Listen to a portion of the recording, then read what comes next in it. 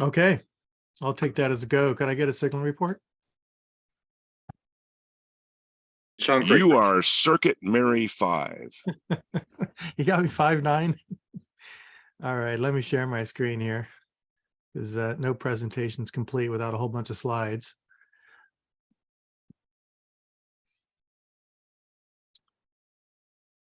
I just have to make sure I got the right screen shared here.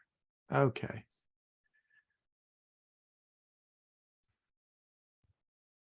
You should see the opening slide for SOTA. Is somebody tell me they can see that? Yes, You are good, and you. Awesome. Yeah, Okay. Bad news, I got 38 slides. The good news is I'm not going to go through all those slides, and I'm not going to drain every one.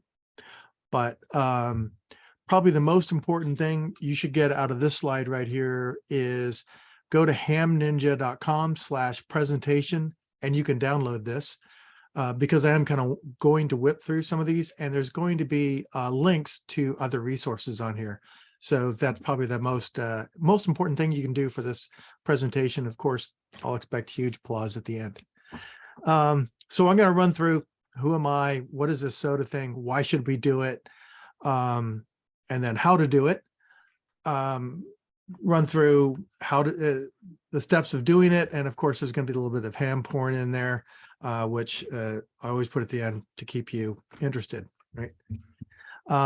So a little bit about me. I've been an ARRL member for probably since 2018, and have been doing SOTA since 2017. So really at the very end of 2017, I've been to over 400 summits, and climbed, gone 1,300 miles. I do around 280 to 300 miles a year. And so far I've climbed 344,000 or maybe even 345,000 feet by now. So that's a lot of fun. So I've been doing SOTA for quite a while, and have a whole bunch of points. What the heck is this SOTA thing? So Summits on the Air is an award scheme for radio amateurs and shortwave listeners. In general, it's like geocaching for geeks. You find a designated mountain, you one contact to activate, that is, you get on the chart to say you activated that one. Four contacts, and you get the points for that one as an activator. If you're a chaser, you might be at home or even on another mountaintop, and that's where you make at least one contact with a person on that summit, and you get points as well. So it's a lot of fun, and we'll talk about why you should do it here in a minute. So what are these? How does it become a SOTA summit? What is an activation zone? So the summit itself, the mountain has to be, the peak has to be at least 492 feet of prominence. That is, it sticks up 492 feet above anything else. The zone of activation, so once you're within 82 feet of the summit, you're good to go. You can set up your station and start trying to get contacts. The reason for that is because, I mean, I've been to summits where I am not going to climb up rocks with a pack on and stuff and take a chance. So I've had to set up below the very, very top. Certainly you must have legal access, and there's, do not disturb others. If you're setting up on certainly around summits around here, it's nice to be able to set up maybe a little bit away from the summit where you're not bothering other people trying to enjoy the outdoors. Why do summits on the air? Well, as an activator, it provides a really low noise environment, and my antenna acts like it's 1,000 feet up in the air. I love getting outside and getting some fresh air. There's a sense of a challenge and accomplishment, certainly on some summits. They're more so than others. And of course, it's perfect for practicing MCOMs for ARRLs because we're all about setting up portable stations. So also chasing from a mountaintop is one of my favorite things to do, is contact my friends that are on other mountains at the time.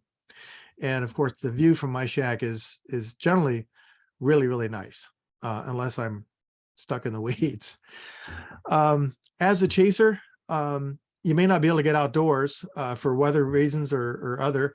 So get out and chase. So try to contact activators. People are on mountains. You can live vicariously through their adventures, but it's easy to get contacts. You know they're out there on a particular frequency and direction from you. You can try out your equipment.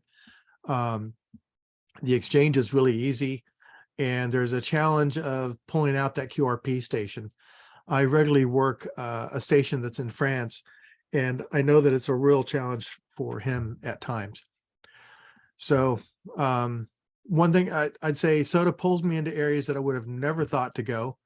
And that's really probably 90% of my amateur radio is doing summits on the air. There's some places I probably won't go back to. Let me build this slide out. So let's talk about the recipe for an activator, which is you pick a peak, you drive, walk, hike, free solo like Alex Hanold. You set up your equipment. You can run any mode.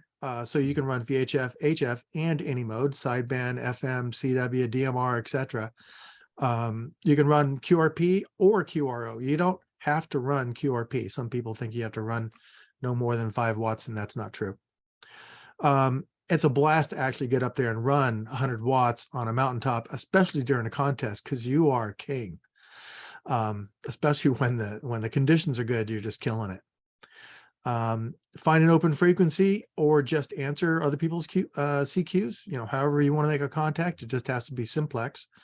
You spot yourself or let other know where you're at. So there's an app on your phone, or you can just use a website to say to go to SOTA Watch. And I'll show you a picture of that in a minute. You get your 4 contacts, you try some different bands. I enjoy doing that, trying and seeing what the conditions are like when I have time. Be careful on the way down. Statistically, accidents are most likely to happen on the way down. Although I broke that statistics and got hurt on top. Log your contacts and make sure you don't trespass. Have a lot of fun. And that's pretty much the recipe. If we go through it step by step, I've done a video series on this. If you're interested in it, hamninja.com/SOTA360. There's a how-to series, 4-part series on doing this. And it goes through the planning, execution, and uploads of your logs. So first, we'll step through this really quick, but use SOTA Atlas or SOTA Maps to find a summit. These are summits that are, you know, designated. They have their little numbers, much like Parks on the Airs have their IDs. And you got to figure out how to get there, of course. So I've used a couple of apps. The one I'm using right now is Gaia, and the other one is AllTrails, very popular navigation apps. You can download the maps to your cell phone and then use it like a GPS, any other GPS. It's very, very handy to do that planning, pick a route of how you're going to get there, etc. You set up. So as you can see on the far left-hand side was one of my first setups right here in Black Mountain by and PQ. A goofy dipole, 20-meter dipole. I had no idea what I was doing. But the first time I did this, I made a contact with 5 watts sideband to Japan. So that kind of hooked me. In the middle there, I'm using a vertical antenna, which I used for many years. And that's a Chameleon MPAS with an extra stick underneath to get the matching unit off the ground. That performs really well. And of course, you get a little bit different takeoff angle. You can work New Zealand and other places, maybe a little bit easier, certainly with 100 watts with that baby. And you can work VHF only. And if you've got one of these crazy 72-meter Yagi setups from ARRL antennas, use that. That's a lot of fun. The setup they're looking at there is, I was in a hurry. I was going to fashion a little bit better setup, but I just took a roll of painter's tape with me and taped that thing onto my hiking poles. So that was a lot of fun. Step 5, activate using HF or VHF. So you get out and get your contacts. You can use QRO sideband. In the middle, you can see I'm using my HT from a summit. That's actually up in Rancho Bernardo. And the far right, I'm in New Mexico, running QRP and CW from my my KX2. So again, 1 contact to activate and 4 to get your points. And if you're really hot, you can go like Adam, who has a really great YouTube channel, some beautiful imagery. He's running 2 radios there at the same time. Actually, I was bugging him, and he was answering me while he was using his little MTR. I don't know if you can see it very well, but he's got little nubs on there. He modified the MTR and put a capacitive touch paddles on there so he could basically just touch those and send CW out of it. Pretty neat little radio. Okay, so let's talk about the recipe of a chaser. If you're at home or on a mountaintop or on the road, wherever you are, what you do is you fire up your equipment, HT, HF, whatever.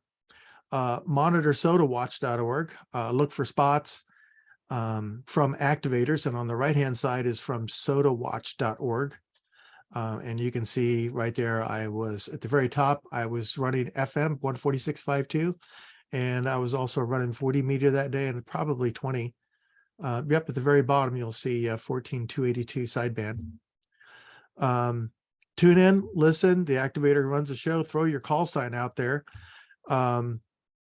If the activator responds back to you, they'll generally give you a signal report. You respond with your signal report, and you're pretty much done. That's the exchange. It's just a signal report.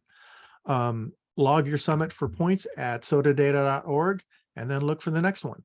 So a lot of activators use CW, allowing them to reduce weight. This is what drove me to learn CW. I never thought I would do that in this hobby, but it's actually turned out to be a lot of fun, although it's a challenge to learn CW. We'll talk about that more in just a minute.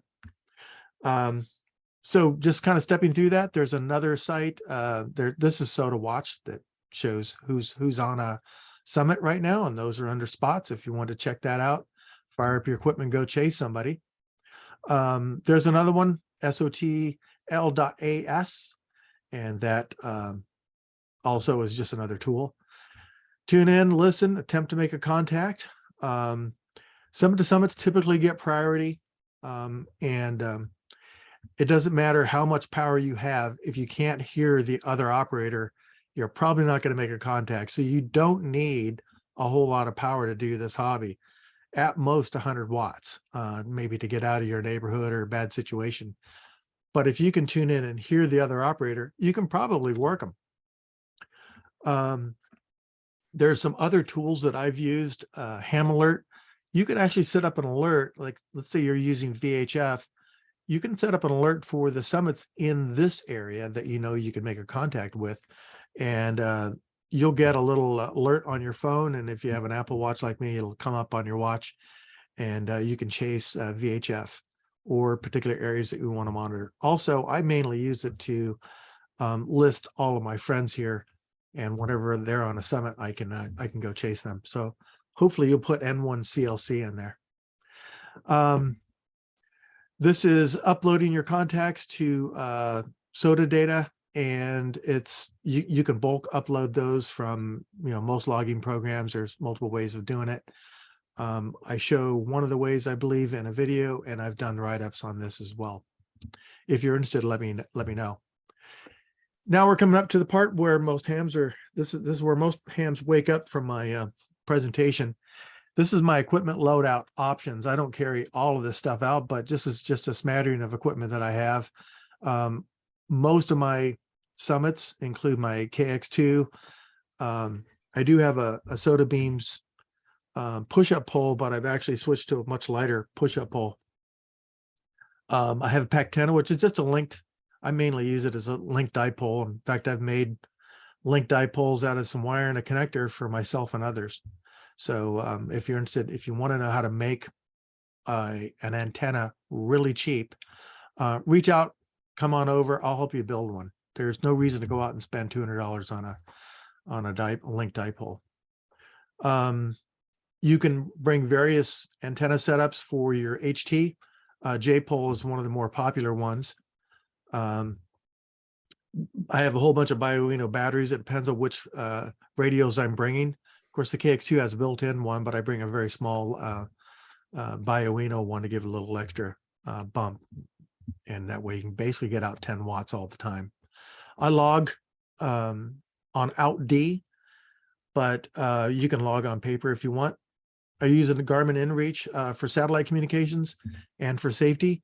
I can spot myself with that little device. It's really, really cool. I can also send SMS and of course, SOS with it if I get into big trouble. Hopefully I'll never have to push that button. I put all that in a Gregory Zulu 30 that I'm using now. Generally under 20 pounds, but if I do a full, like I generally bring a chair, it's a 1 pound chair. And if I fill it with water, then it's maybe up to 20 plus pounds. Or yeah, maybe even up to 30. If you throw an HF in there, I've been up to 30 pounds. Hiking poles, an Anytone HT radio, which I really, really like those. I've done a write-up on the Anytone. If you go to hamninja.com/DMR, you'll see a list of articles and a review of the Anytone 878. Now for paddles, I have a whole bunch. It says AMR paddle tubes, porta paddles. I use a Bagali paddles now. Love those things. Really neat, but I've got a whole list that you're going to see here in a minute. Extra clothing, always take extra clothing, food, my 10 essentials, which we'll talk about, and then a little app so I can chase other SOTA operators. SOTA Goat is a good one. There's other ways to see who else is on, but I enjoy getting summit to summit contacts. And then my All Trails or Gaia GPS. So talking about CW just for a minute, I'm sure many of you have said, hey, CW is dead. I'm not learning CW. Well, it turns out that it's not dead. In fact, growing, certainly in the SOTA community. It's the one big thing about CW is if 5 watts CW, the noise to the signal to noise ratio is around is like having 80 watts sideband. So you can go a lot lighter with a little 5 watt rig that we'll look at here in just a minute and get just as far as almost 100 watt rig. So at 10 watt CW, you know, you're gonna, with the solar conditions picking up, you're going to be able to work the world no problem. I regularly work stations in Europe, New Zealand, France, etc. And it's a lot of fun. And of course, with the solar conditions picking up, you're going to be able to work, you know, Europe and all over with sideband as well. But running a QRP rig with CW really rocks. If you haven't learned it yet, I've written a complete article on it, hamninja.com/CW, and I list all of the sites that I used and CW Academy, links to CW Academy courses and stuff. But it's a lot of fun. Along the bottom there, I told you I'd show you some of the other paddles I have. The one on the lower left is one that was made for me by K6ARK, and that was my first iambic paddle. And I made my first CW contact with that. That is a wine cork paddle, and it is very, very light. Of course, anything you get from K6ARK is going to be ultra light. The Bagali is the next one. That it's a really nice, super nice paddle, but there's another one on my knee there. I like putting them on my knee just so I don't drop stuff in the dirt. And it makes it a lot easier to work. I was standing up in the snow, and you can hold the radio in one hand and send CW in the other. And the far right is the one I use at home.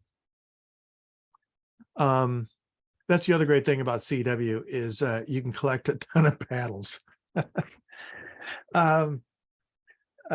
Here's some lightweight CW options from who I can't remember who sent this to me, but he's got a whole bunch in here. Elecraft, of course, the Mountain Topper, which is very, very popular. It's got the little paddles on the side, mounted here from K6ARK, most likely. You can get these from him. and some various other radios. Here's a QCX Mini. Featherweight. This is kind of some featherweight options that Adam K6ARK has built. Of course, he built this, as I mentioned, the paddles down here, but he's not only built radios in Altoids cans and made tons of contacts with these, but the small Altoids cans. And he has another one that's not shown here. It's about the size of a postage stamp. And I think his second contact on that, he made like 9 contacts with it. It's so small that I call it the choking hazard, but you can make contacts with that thing. It's pretty cool. So there's some various options there if you really want to go lightweight and just stick it in your pocket. This is my favorite lightweight configuration. I'm not as crafty as Adam, but QCX Mini is a lot of fun to build, and it's extremely lightweight. The entire station, including a 20-meter NFET half wave that I built, all pictured here. You've got the radio in the lower left there, a small battery, the antenna, the 20-meter NFET half wave, which is a kit from K6ARK, by the way, and then my little headphones there on a reel. So this is a stick it in your pocket and go to the top of a summit. Of course, don't forget your water and other things that you should probably have. But if you're just out for the day and taking a short walk, this is kind of a quick setup. You got to have a way to get it up in the air. So the one thing not pictured is a push-up pole, but if you have a tree, you can throw it up in the tree. Just a note on this hobby, it can be a little bit dangerous. So you should plan, which I do quite a bit, which to me is part of the fun. Being a pilot, I'm used to doing a lot of planning before flight, preparing, making sure that I have everything in the pack that I need for that trip. Certainly the 10 essentials and other things. One of the things I always say is, if you're injured, you need to be able to survive at least a day out there, if not more, because you don't get 911 response times of 5 minutes. You're out on a summit and people need to come together. Excuse me, volunteers will come together and stage, put together a plan so that they can get to you safely. And it could take a while. So hopefully Adam can get to the staging area quickly and get me. It's always good to tell others where you're going. Certainly there's planning. I email my All Trails route to my wife and this SAR guy that I know, search and rescue guy, if I'm going out in the boons around here. And then stay within your personal abilities. There's many summits that are easy or walk up. You just walk up a road or a trail. Others are more difficult, but it's up to you to mitigate those risks. And to me, certainly I go out by myself and with others, but it's all about risk mitigation. And I've written a whole article on, wait for it, hamninja.com/safety. And there's a lot of things that you can do to mitigate the risk of doing this hobby, being outdoors. So I recommend you don't be like the bikini hiker and freeze to death on a mountain, but instead bring enough things to keep yourself alive until people can get to you. So this is one of those things, mitigating the risk with your hiker's 10 essentials. This is, you can Google that, hikers 10 essentials, and you get a whole bunch of different lists. These are mine.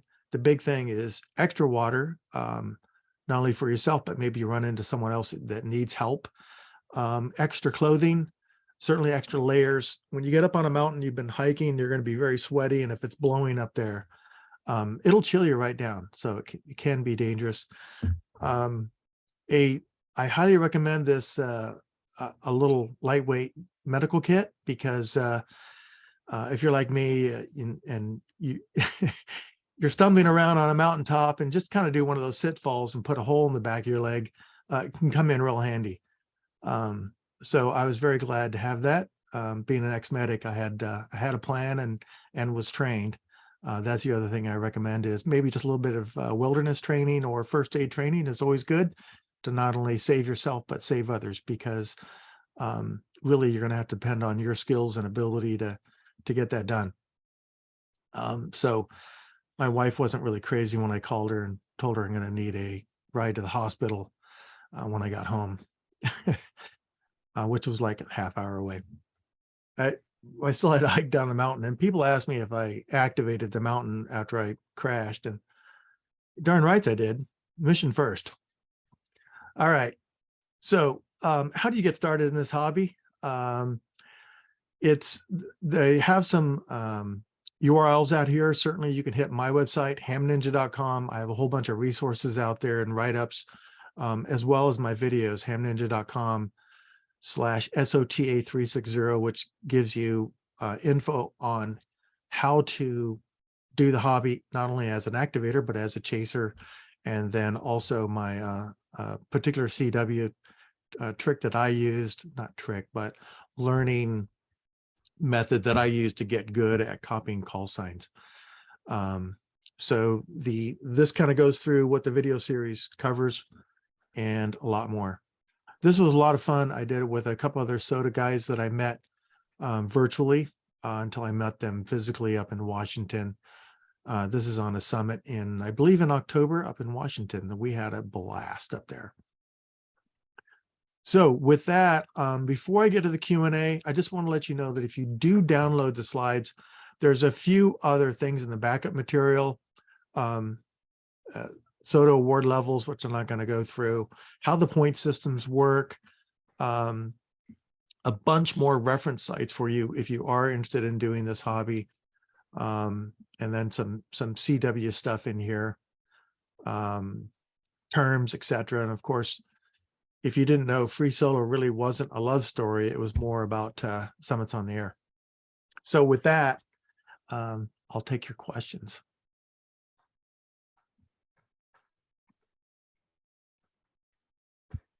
K6RJF. Yeah. So Chris, the chasers, SOTA chasers must submit a log. Is that's correct? Yeah, that's correct. You submit a log just like the activator does. It's unlike POTA, Parks on the Air, which is another fun outdoor activity. But in SOTA, the chasers have to submit their logs. In POTA, you don't have to. In POTA, I believe they call them hunters, the person that's activating that park submits their logs, and you just get your points as long as you're in their log. So, thanks. Thank you. Yeah. Anyone else? Question. Yeah. So I missed probably a few minutes of this. My internet connection decided to go away on me unexpectedly, but I got back in. If it hasn't already been covered, for the folks that are on the meeting and looking at the video later, would you explain how you are calling folks versus people calling you? And I'll give you the example. When folks are using digital modes on the air, you will often see people calling CQ POTA followed by a call sign. You'll also sometimes see CQ SOTA followed by a call sign. So for the folks that are here, explain what that means. Is that someone that's actually on a summit that's looking for contacts, or is that someone that is just in the wild looking specifically for a POTA or a SOTA station? Okay, so I would say 99. I've never heard anybody that's hunting. That's typically when you say CQ SOTA, that means you're on a summit and you're looking for contacts. So I'll generally say, when on sideband, I'll say CQ SOTA. This is N1CLC, summits on the air, any station anywhere. In CW, I'll go CQ SOTA, N1 DE, N1CLC, from N1CLC. So that is, whenever you hear CQ SOTA, that is someone like me that's out there on a mountaintop activating. Very good, thank you. And the exchange is really what you'll do is all you do is send your call sign. A lot of times the operators are working big pileups of other people trying to call them. So if they come back with your call, then boom, you're in. And typically they'll come back with KG6IYN, you are 599, for example, and then a break if this is CW, of course. And then you go back you just say, thank you, TU, you are, 599 or 539, whatever, if you're using CW, or obviously voice is a little bit simpler and more obvious. Just a note on CW, if you want to learn CW, I highly recommend that you do chasing. The reason is, it can be a little stressful getting on the air with CW because you don't want to make a mistake, but extremely forgiving. All of the operators will slow down for you. I've never had one that didn't slow down, that was on a summit. And when you chase, the reason why it's so simple is you send your call sign when there's a space in there. So they'll send their CQ and then you'll send your call sign. And by that, when you're a new CW operator, you generally know how to do that. And all you need to do is listen for your call sign to come back. They may say TU, CHRIS, you are, just listen for the UR and then a number afterwards, like 5NN would be 599 or, 529, whatever your signal report is. And then they'll send a break or a K at the end.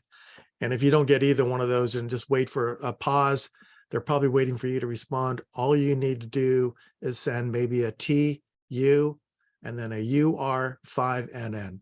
Doesn't make any difference what the actual signal report is. If you're just learning, just send a 5NN and then a K at the end. You've just made your first contact in a very low risk, low stress, and it helps you learn CW. So CW is, if you're learning CW, chasing with CW is a really low stress way of trying out Morse code for those people that are learning. That's how I learned. The first thing I did from a summit was do a little chasing. It's a little overwhelming if you're activating via CW because you have a massive pileup, and trying to decode call signs that are coming at you really fast. But again, all you need to do is just, if you heard the first one, which is like a K, but you don't know anything else after, you just send K question mark, and then maybe Adam will come back K6ARK, but you're still he's coming back too fast. So you'll just say K6 question mark, and you just keep doing that until you get the whole call sign. You'll eventually get to the point where you can copy entire call signs the first time through, as long as there's not a lot of interference. So it's a lot of fun. Anyone else? K1CT with a question. Yeah, Bill. Hi, Chris. For somebody just starting out, what are some suggested local mountaintops that are easy to access to kind of shake out your system and get you ready for the more rigorous ones? Maybe 5 examples if you care. Oh, 5 examples. It's gonna be hard, but so the first one is Black Mountain, which is right by me. You can just walk up the road with your pack. I believe it's a little 2-mile walk. It's not difficult. It lets you try out. In fact, when I have new equipment, I generally go over there and just try it out. New backpack or antenna, what have you. The only downside is there's so much VHF up there. It's pretty difficult to get on 40, but you can certainly work 20 easily. And of course, VHF works fine from up there. I have a whole spreadsheet that I send to people of local summits with some notes on them. I am racking my brain for, there's another one that has a nice little trail up to it. Over by the coast, there is Mount Soledad, which you can just drive up there, bring your stuff to the top there and set up your station, whether it's an HT or HF. So there's some drive ups in the county as well that you can get up to. Excuse me, Los Pinos, which is out in East County, is another drive up.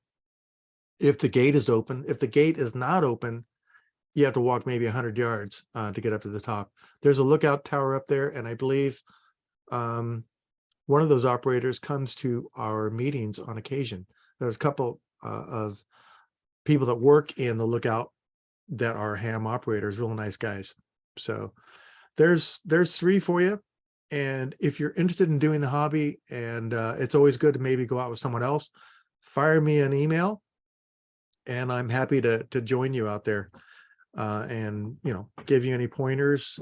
I'll also give you, I have a list of, like, when people visit the area, they want to know, hey, what can I do that's quick, or, you know, what's in this area? So I have a whole kind of list of local summits with some notes to kind of give you an idea of how difficult it is. Kuyumak is a nice one, especially the loop around to the east, and then you can just walk down the road. If you can walk up the road too, but it's pretty boring. And then, of course, right across the street from that is a very nice little hike up to Stonewall with some great views from up there as well. So a lot of the summits around there have some great views off the top of them. Good question, Bill. Just a couple of ones that are on my mind. I just wanted to get your validation whether or not they're apply. Point Loma and Torrey Pines. Do either of those count? Nope, they don't have enough prominence, Bill. They don't stick up above anything. They don't have that 150 meters of prominence on them. Thanks. Yep. Casey, Cowles- Jeff. Yeah, Cowles Mountain is one of those too. Yeah, Rob. So Cowles Mountain is allowed or not? I heard that Yes. the rangers there were sometimes hostile. I've never had them be hostile to me. In fact, they've driven by and smiled and we've chatted. And so, yeah, nobody getting hostile or anything there. I generally set up away from the main area where people like to go and visit. So I'll set off to the side. The only reason why I could think they might be hostile is if you're a nuisance or, you know, possibly putting others in danger with your push-up pole and wires and everything else. But yeah, I've talked to those guys. They're totally fine with it. Thank you. AM6LKP, KN6LKP, go ahead. can you only activate a known registered high point, or can you go find your own bump that meets the requirements and activate that? Good question. So you do, it has to have the summit ID on it. Otherwise you can't submit your logs. And so the answer is you have to do one that's registered. If you do find a summit that you think meets all of the criteria of a summit, then you can reach out to the association manager and have that summit reviewed. But the requirements, I think they're up here at the top. The big thing is trying to figure out this prominence, and I've I've tried to figure out why some of these qualify and some don't. I'm trying to get up to that slide. Darn it. So it's this whole prominence thing, which is a little bit mystifying until you kind of understand it.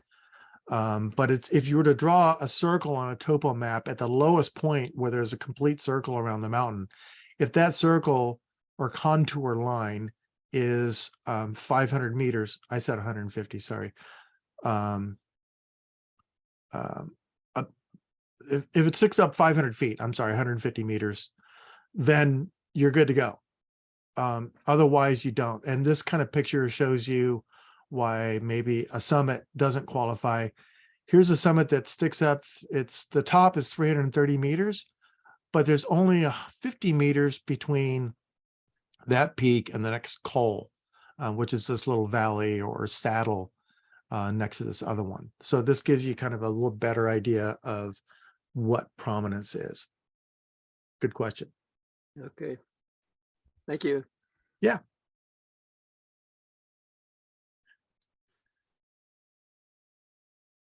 All right. Well, I'm gonna with that, I'm gonna turn it back over to net control Dave there. All right, I think one of the interesting things is the SOTL.AS map that show you can actually look at all the mountaintops and stuff around here, and just about anywhere you want to look. So that would be very handy as well. Thanks, Chris. A great presentation. Do we have any more questions?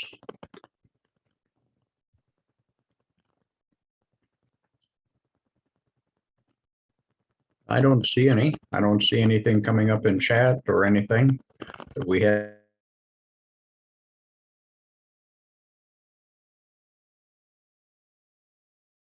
Oh, did I lose you guys? Yeah, Dave, we lost your audio. Let up a little bit on my finger on the space bar. I don't see anything in chat that we haven't covered. So I thank everybody for being here. Thanks, everyone. Have Thanks, a good, everyone. Goodbye. have a good You guys- Thanksgiving. Thank you all. JG60. See you next month out here.